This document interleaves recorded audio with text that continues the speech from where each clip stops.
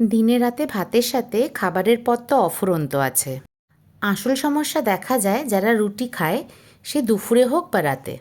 রুটির সাথে ডালের কনসেপ্টে বাঙালিরা সাধারণত পরিচিত নয়। আর যদিও বা পরিচিত হয়, সেটা ধাবা স্টাইলের ডালের রিচ রেসিপিগুলো। আমি আজ যেটা বানাচ্ছি সেটা খুব সিম্পল, কিন্তু ধাবার থেকে কম টেস্টি নয়। আমি ইপসিতা, দ্য হানি কিচেনে আপনাদের অনেক স্বাগত। আজ আমি বানাবো পালক ডাল। ছোলার ডাল হাফ কাপের একটু কম, আর তার সাথে সাথে অরহরের ডালও সেম মাপেরই নিয়ে নেবেন। প্রায় 2 থেকে 3 ঘন্টা কিন্তু ভিজিয়ে রাখবেন, তাহলে রান্নাটা খুব তাড়াতাড়ি হবে।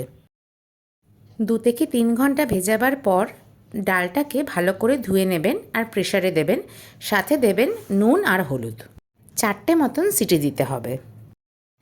ডালটা হতে হতে চলুন আমরা বাকি রান্নাটা সেরে ফেলি। পাত্রে সামান্য তেল আর ঘি নিয়ে নেবেন। আপনারা ইচ্ছা করলে সম্পূর্ণ তেল বা সম্পূর্ণ ঘিও রান্না করতে পারেন।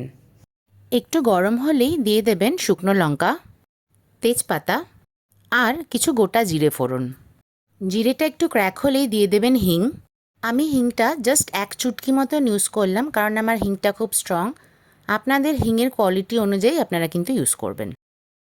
হিংয়ের সাথে সাথেই দিয়ে দেবেন পেঁয়াজ কুচি। পেঁয়াজ এরকম রাফভাবেই কাটবেন, খুব জিরিজিরি করে কাটার দরকার নেই, কারণ এই ডালের সাথে পেঁয়াজের বাইটটা কিন্তু বেশ ভালোই লাগে। সাথে দেবেন আদা কুচি। এখানে পেঁয়াজ একটু ট্রান্সলুসেন্ট হওয়া পর্যন্ত ভাজবেন। দিয়ে দেবেন ধনের গুঁড়ো। ধনের গুঁড়োর পরিমাণটা কিন্তু একটু বেশি রাখবেন। টমেটো কুচি আর দিলাম কিছু রসুন কুচি। এই রান্নাটাতে কিন্তু সবই কুচি করে দেবেন, বাটা দিলে পরে কিন্তু টেস্টটা একদম আলাদা হয়ে যাবে।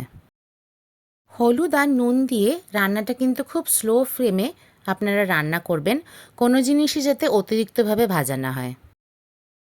দিয়ে দেবেন আপনাদের টেস্ট অনুযায়ী লঙ্কা কুচি। এটা ভাজা হতে হতে চলুন আমরা ডালটা একবার চেক করে নিই। আমার 4টে মতন সিটি হয়ে গেছে। এখন প্রেশার খুলে স্ম্যাশার বা ডালের কাঁটা দিয়ে একটুখানি ঘেঁটে নেবেন।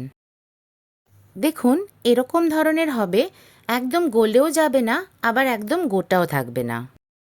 কিছু ডাল গোটা রাখবেন, কিছু কিন্তু স্ম্যাশ করে দেবেন।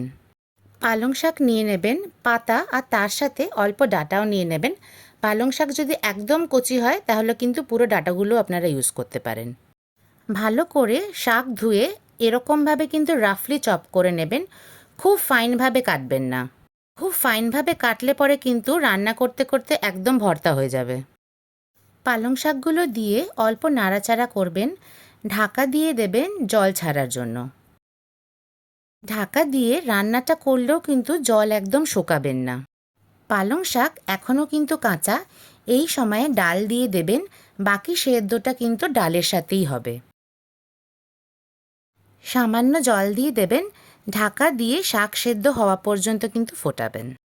পালং শাক যেহেতু খুব তাড়াতাড়ি সেদ্ধ হয়ে যায়, তাই 2 থেকে 3 মিনিট মতন ফোটালেই দেখবেন পালং শাকও সেদ্ধ হয়ে গেছে আর ডালটাও অনেকটা ঘন হয়ে গেছে।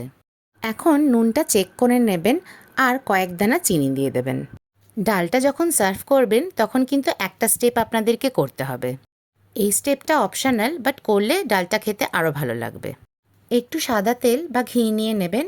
একটু গরম হলেই তাতে দেবেন শুকনো লঙ্কা, কাঁচা লঙ্কা কুচি, সামান্য হলুদ, কাশ্মীরি লাল লঙ্কা গুঁড়ো। একটু ফুটলেই দিয়ে দেবেন ডালটার ওপরে। গরম গরম রুটি পরোটার সাথে সার্ভ করবেন।